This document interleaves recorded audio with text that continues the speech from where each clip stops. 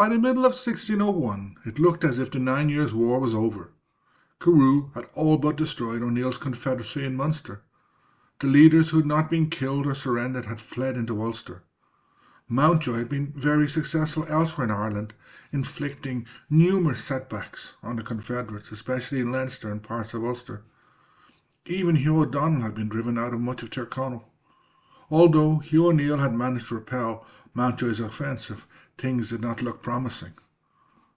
Elizabeth had finally managed to make her much greater economic and financial resources count, and the English army in Ireland was now huge.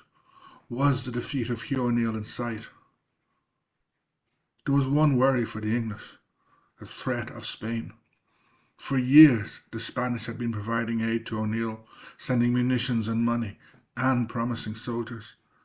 In 1596 and 1597, fleets had been dispatched.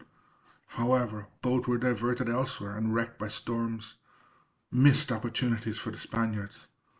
Elizabeth was lucky that Philip II was seriously overstretched in fighting the Dutch in a rebellion that had become a global war.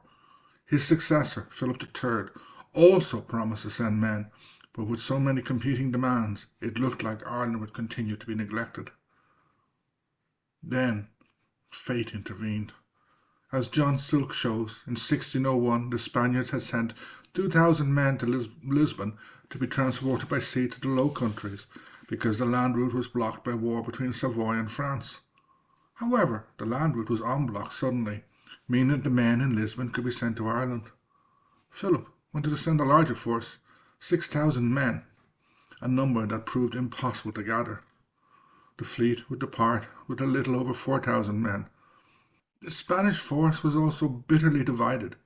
Among the numerous feuds, the worst would be between the commander of the expedition, Don Jan del Aquila, and Don Diego de Bruchero, the naval commander, and between these two and Mateo de Oviedo. The latter was the Spanish Archbishop of Dublin, and saw himself as O'Neill's spokesperson. What these commanders fought over was the most important question of all: where to land. O'Neill had already made his opinion clear here. Only if it had 6,000 or more men should a fleet go to Cork. With 4,000 it should go to Limerick, 3,000 or less to Donegal. He had recently reinforced this in conversations with another Spanish naval officer, Sandoval.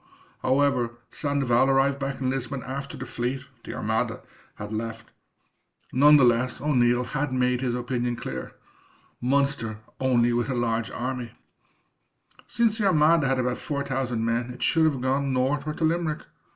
Ironically, it was his main supporter, Archbishop de Oviedo, who made sure this did not happen, insisting on a Munster landing. Unfortunately, the king failed to intervene here, and the commanders kept arguing even after the fleet left. Just to make a slight interruption here, I recommend 2 books on Kinsale. First, John Silk's classic called Kinsale, and secondly, Hiram Morgan's collection, The Battle of Kinsale. In September 1601, the fleet landed in Kinsale. It had been battered by a storm at the end, and part of its ships forced back to Spain. After years of asking, a Spanish fleet had arrived to support the Irish. However, it only consisted of around 3,400 men. Worse, it was hundreds of kilometers away from where it should have been. Both James Fitzthomas, the Sugon Earl, and Florence MacCarthy had been captured and removed from Munster. After the Spanish landed, the English moved quickly and blockaded the Spanish force under Del Aquila, who adopted a curiously passive strategy. Although he had a large amount of rations and munitions, he chose to remain in Kinsale. He also refused the support of Gaelic lords. O'Neill was horrified by the Spanish landing. It was in the wrong place and with too few men. He also seems to be notified about the landing by the English, as Del Aquila was slow to contact him. Initially, he tried to persuade the Spanish commander to come north, but the latter had dismissed his ships. O'Neill would have to go south. It took a while to do this, as marching south in winter was a major undertaking, especially since a large number of English soldiers were between him and Kinsale. He also wanted to confuse the government. Both O'Neill and O'Donnell brought large forces south. This was a major logistical effort that is underestimated by many. Their march south is a major achievement. When O'Donnell reached Limerick, his men and some of the Munster refugees recaptured much of North Kerry, regaining the south bank of the Shannon, including Glynn and Limerick and Carrigafoyle and Kerry. O'Neill and O'Donnell then arrived outside Kinsale, blockading Mountjoy. The latter was caught between the Spanish and Irish, and his men were in appalling conditions. Although he was still able to receive supplies by ship, the weather limited this. Mountjoy had taken precautions and strongly fortified his camp. However, his men were suffering from the cold weather and thousands died or fell ill. The Spanish strategy and the actions of its commander, Del Aquila, had been deeply flawed. Nevertheless, it looked as if victory for the Spanish and the Confederates was in sight. Then Del Aquila threw it all away. He drafted a mad plan for the battle and forced O'Neill and O'Donnell to agree to this and take offensive action. They were to advance to Ardmartin Hill, distract Mountjoy. Only then was Del Aquila supposed to leave Kinsale, break through the heavy English fortifications, and join O'Neill on the hill. What he intended to do then is questionable, since driving the English out of their fortifications would have been extremely difficult. The Irish were horrified by this plan, as it was, as Hero Morgan has pointed out, mad from their point of view. Del Aquila insisted on his plan, allowing no negotiation with his allies. Eventually, his threat to surrender forced O'Neill to comply. As Hero Morgan also shows, O'Neill's decision was helped by the arrival of a further Spanish force, which took over some South Cork ports. Although this force had the best part of 1,000 Spanish soldiers, the commander, Zubiar, refused to send most of his men. O'Neill was reinforced by less than 200 out of this force. However, Hero Morgan thinks that this tiny force contributed to O'Neill's reluctant decision to accept Del Aquila's plan. In accordance with the well-known saying, no plan survives contact with the enemy. This happened at Kinsale. O'Neill and O'Donnell's forces were divided into two unwieldy blocks, denying all the advantages of Gaelic warfare of the period. They reached Ardmartin Hill. Del Aquila did nothing, but Mountjoy did. O'Neill was supposed to reach the hill and distract the English. He certainly did this. Almost as soon as he reached the hill, Mountjoy dispatched a force towards him, including a large amount of cavalry. O'Neill fell back, despite the protests of the Spanish officers who knew little of Gaelic warfare. On previous nights, something similar had happened. O'Neill was correct here. He had done what had been asked of him. He had reached the agreed position and distracted the English who were coming towards him in force. However, Del Aquila had done nothing. O'Neill's forces continued to fall back. Then he made a mistake. He halted behind a small stream. If he had continued to fall back, he probably would have been safe from the English cavalry. However, he halted. The English cavalry then came up. At first they were prevented from crossing the stream. Then they found another way across. Tragedy struck. The English cavalry charged and routed the Gaelic horse. The latter broke and fled through their own foot. O'Neill's veterans, who had won so many victories, were broken apart by their own cavalry and opened up to the English. Making this worse, instead of their customary loose formations, his men were in a large single group. Nor were they supported by O'Donnell's men, as these were too far away. For years the English had wanted a decisive battle, one where they would be able to use their cavalry, which was far better and heavier than the Irish. O'Neill had ensured that this would never happen. Del Aquila handed Mountjoy this magical opportunity. The latter thanked him for his present and won the war. In a few minutes, O'Neill's force was shattered and slaughtered. O'Donnell's men also routed. While this happened, Del Aquila did nothing. It was his plan. He had forced his allies to agree and to take offensive action. Yet he did nothing, even though they had reached the agreed spot. This is not how battles are won. The fiasco at Kinsale changed the war. Fighting a battle that did not need to be fought handed victory to the English. The war itself would not end for another 15 months. In the meantime, there was much fighting to occur. After Kinsale, O'Neill retreated northwards, while O'Donnell went to Spain. A force was left in Munster under O'Sullivan Beara, supported by O'Connor Kerry, Denis MacCarthy, the illegitimate son of Denis MacCarthy More, some of the O'Sullivans, the Knight of Kerry and Lord Fitzmaurice, as well as a few other Gaelic lords, such as O'Driscolls. Shortly afterwards, Del Aquila, still in a strong position in the town, surrendered. In addition to Kinsale, he also surrendered the other ports held by the Spaniards. Had he not done this, it is likely that these would have been resupplied. Illustrating how unnecessary the Battle of Kinsale was, it took the English months to recover from their victory. In the meantime, 2 of the 3 ports held by Spaniards, Castlehaven and Baltimore, were handed over to the English. Things then took a more dramatic turn. O'Sullivan Beara took things into his own hands and captured his own castle. His action was not a desperate act.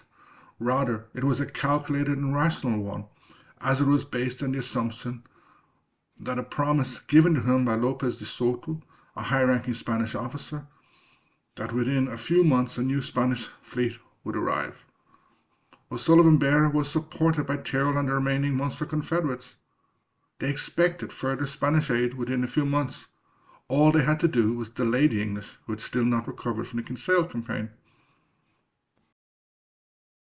In May, Carew sent Charles Wilmot to Kerry. The latter was given 2 principal tasks. First, defeat the Confederates in North Kerry. The most important of these were Thomas Fitzmaurice, Lord Leishnaw, the Knights of Glyn and Kerry, and O'Connor Kerry. Second, he was to pacify Desmond. This consisted of what is now Iver and Beara and other parts of Cork. However, in a sense, it has a more restricted meaning, the lands held by O'Sullivan More and various MacCarthys in Iveragh.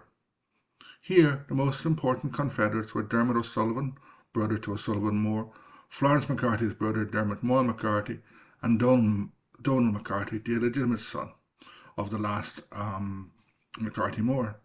As pointed out in previous chapters, the area of Desmond was of strategic importance, primarily because of the threat of another Spanish landing, but also because it was near to the Beara Peninsula, which held the strongest Confederate force in Munster.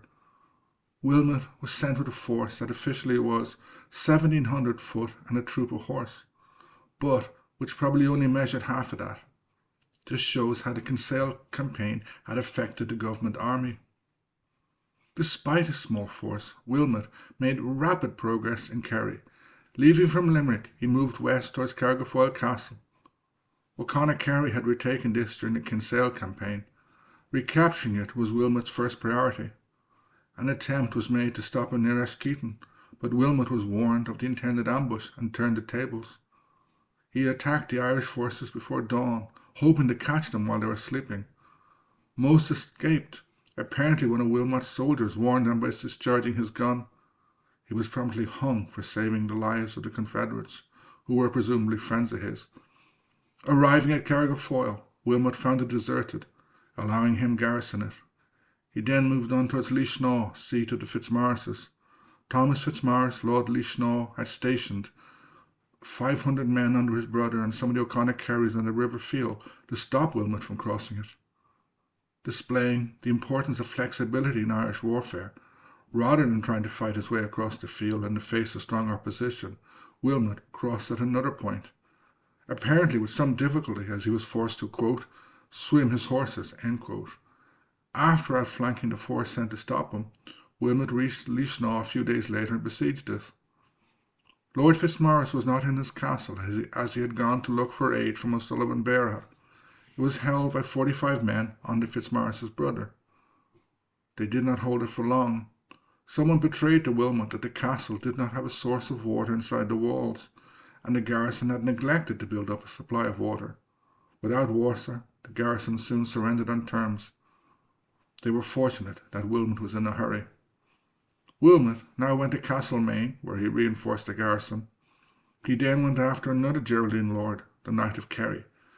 Half his men were sent to plunder the latter's land and told to drive the cattle, and other booty to Dingle. The rest of his men went to look for the knight himself. According to Stafford, Wilmot caught up with him at Ballynahow, 10 miles from Castlemaine. Here, the knight had Kerry's forces held a castle, while he was nearby with a small force of around 300 men. They were in a bog where the English were afraid to attack them. Instead, Wilmot attacked and captured the castle. The Knight of Kerry still failed to attack. This was sensible, since the two forces were probably equal in numbers, but the English had some cavalry with them, meaning that on level ground the Irish would be at a disadvantage. After capturing the castle, Wilmot moved towards the Knight of Kerry's force. Then the latter surprised the English by charging, since they had seen that Wilmot had moved his force onto terrain unsuitable for cavalry. This shook Wilmot's men, and he was forced to move his colours in front of his own pike, hoping to encourage them better. The Confederate force crashed into Wilmot's, and a hand-to-hand battle ensued. Both sides fought with pike and sword, as there seemed to be little use of firearms in this battle. Despite the ferocity of the fighting, the casualties were relatively light. Only 20 were hurt or killed.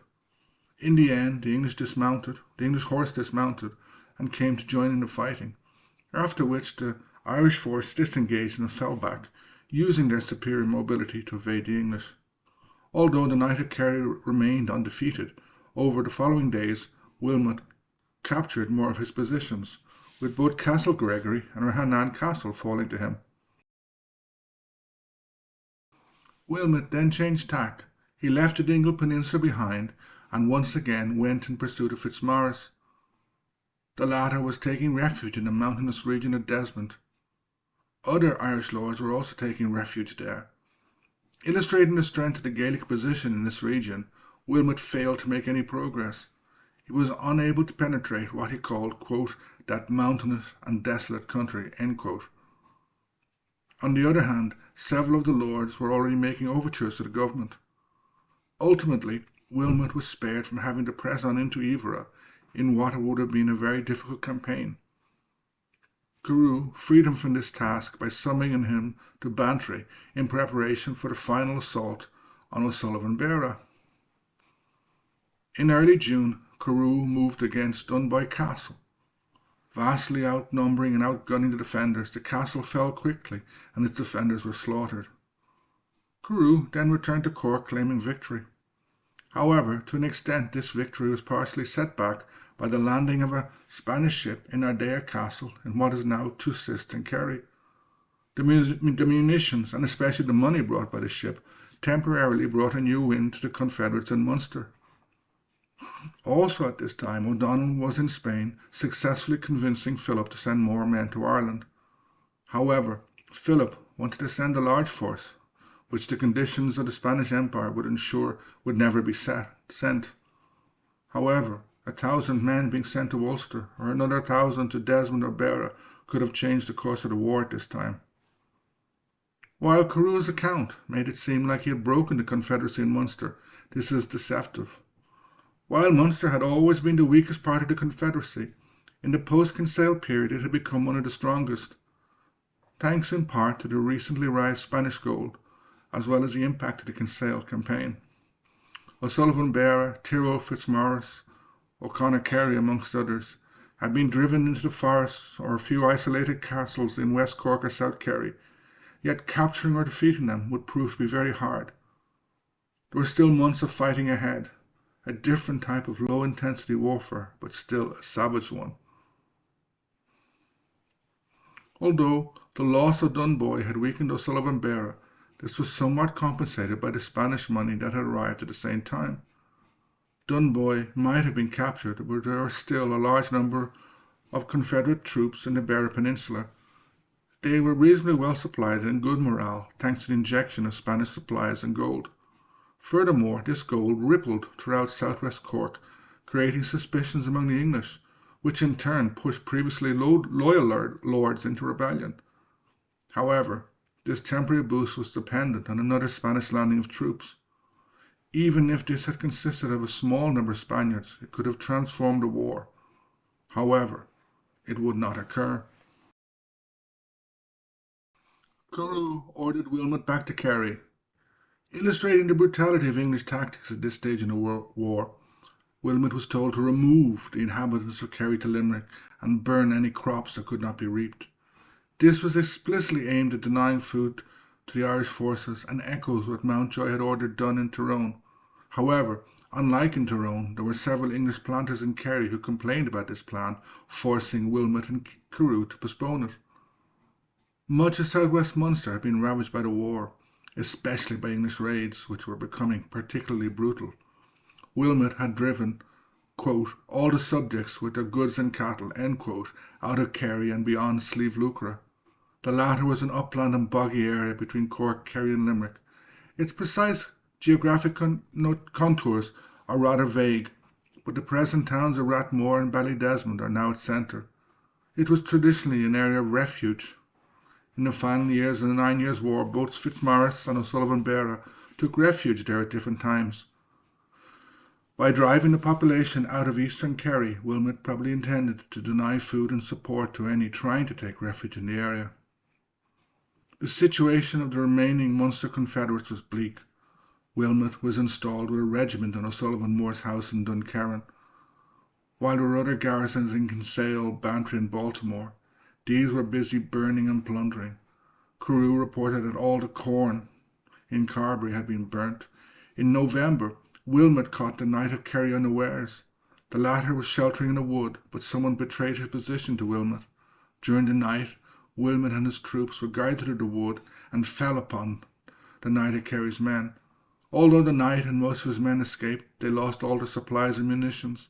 Carew claimed that 400 cows, 150 garrons, many arms, and 2 months' supply of food for the soldiers were captured. While few Irish soldiers were killed in this, only 6, a large number of civilians were massacred, quote, in fury, end quote. Unsurprisingly, the actual number of these was not reported. Probably no one even counted. In the various reports of the raid, the precise figures vary. Soon afterwards, the Knight of Kerry, unable to support his men, and having been driven to the woods, submitted. Almost all of Kerry and Desmond was back under government control.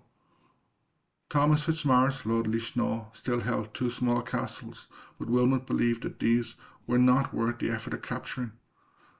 Tyrrell was trying to negotiate his departure from Munster, though Carew rejected this. The remaining Munster Confederates decided to reorganise themselves, dividing into 3 groups: O'Sullivan Beara and William Burke in Beara with 700 men, Owen MacCarthy's sons with 400 men in Carbery, and finally Tyrrell was to go to Kerry with Fitzmaurice and 500 men. Against these approximately 1,600 men, the English had officially 4,030 foot and 375 horse in Munster. Added to these would have been a large number of troops under local lords. However, Tyrrell had had enough. He suddenly decided to leave Munster. Leaving behind his sick and carriages, he headed quickly by forced march to O'Carroll's country, Eli O'Carroll in South Offaly and North Tipperary. From there, he probably returned to his own lands. His war was over. Shortly afterwards, the English moved against O'Sullivan Beara. This was intended to be their final offensive against them, though it did not turn out as planned. The initial English attack was thrown back. However, over the next couple of days, various Gaelic lords began to make overtures to the English, asking for protection. As a result, William Burke told O'Sullivan Beara that he was leaving, and the latter could either come with him or fend for himself. Since Burke commanded the majority of O'Sullivan Beara's men, the latter had no real choice. O'Sullivan Beara, along with Burke, O'Connor Kerry, a few hundred soldiers, and various civilians, decided to flee Beara, hoping to reach O'Neill in Ulster. Their epic march was about to begin. Just after O'Sullivan Beara started on his march to Ulster, the Confederates in Munster suffered another blow. On the 5th of January, the Carbery Confederates were defeated by an English force under Captain Taff. Among the dead was Owen MacEgan, the Vicar Apostolic, who had arrived with Spanish gold at Ardea Castle. His death marks the end of the Confederacy in Munster. All that were left were either fleeing northwards with O'Sullivan Beara or trying to survive in Kerry with Fitzmaurice. The latter seems to have attempted to build up a force near Listowel, consisting of 200 foot and 20 horse. However, once again his location was betrayed to the local English commander. In a repeat of what happened to the Knight of Kerry and others, Captain Thomas Boyes attacked him at night. Fitzmaurice's casualties were heavy, 80 men killed and the loss of horses, cows and food. Around the same time, Kilcoe, the last Confederate-held castle in Carbery and probably in Cork, also fell. It's unclear what Fitzmaurice did next. He appears to have retreated to Ballingarry Castle on Kerry Head. Captain Boyce soon besieged it with 800 men. He claimed that Fitzmaurice and Donald O'Sullivan, son of O'Sullivan Moore, and around 100 people were trapped inside the castle, located on a cliff and short of water. Boyce was determined to kill all inside. However, he was short of supplies and also afraid that Fitzmaurice would use his connections with the Earl of Thomond and the O'Briens to escape.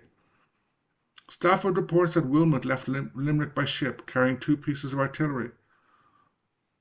When he arrived, the castle surrendered. Its commanders were executed, though the rest of the garrison were later pardoned by Mountjoy, for the war had by now ended. Fitzmaurice was not in the castle at this stage. Somehow he had evaded the English forces. In October 1603, he would be pardoned by James, and eventually be restored to most of his lands. The war was now over. Ireland was utterly changed. The Gaelic and Old English lordships were no more. The downfall of Gaelic Ireland opened the way for the final destruction of the Old English state in Ireland. Despite the terms O'Neill achieved in Mellifont, he was persecuted by English officials in Ireland, especially the new Lord Deputy Chichester. Ultimately, O'Neill fled in the flight of the Earls, opening the way for the plantation of Ulster. With O'Neill gone, little was left of Gaelic Ireland. While Donald MacCarthy survived the war, he effectively swapped his claims to be MacCarthy Moore for some land. The MacCarthy Moore lordship was gone. O'Sullivan, O'Connor, Kerry and a few other Gaelic lords managed to cling on to some of their land. By the end of the 17th century, they too would be gone. What was left of Gaelic Ireland would be destroyed by the Cromwellian War. The Knights of Kerry and Fitzmaurice survived the 9 Years' War. They survived the tumults of the 17th century by re-Anglicising themselves, becoming Protestant and party ascendancy after the Williamite Wars. To close this video and this series, it is interesting to end with some conjectures. First, Spain posed a constant threat to the English in Ireland. Mountjoy and Carew had to be constantly on alert for the potential of a Spanish landing. Once the landing happened, the English were able to respond quickly. What would have happened if the Spanish had increased arms and money shipments to Ireland, but never sent a fleet? Considering what would happen in Kinsale, this might have been better. The potential of a Spanish landing was always dangerous. Secondly, while English rule in Ireland has had many brutal periods, the early modern period perhaps represents the nadir of this. Cromwell is made the supreme scapegoat here. He occupies the role of the worst Englishman in Ireland. Yet Elizabeth was in many ways worse. She was an autocratic and tyrannical queen whose incompetence in Ireland resulted in constant war. Thousands of Irish died because of her policies, and so did many thousands English, condemned to fight and die in Ireland. Perhaps her worst mistake was her refusal to integrate the Gaelic Irish and Old English lords in her administration. But, on the other hand, she was willing to overlook the attempts of her minor officials to build their own lordships. On numerous occasions, Elizabeth missed ways of bringing peace to Ireland. Instead, she brought catastrophe. Thanks for watching the video. Gura Mauguf. I hope you've enjoyed it. Please subscribe to my channel, and if you can, support it financially. My Buy Me a Coffee account is in the details. I also have YouTube thanks. Gura Mauguf. See you soon.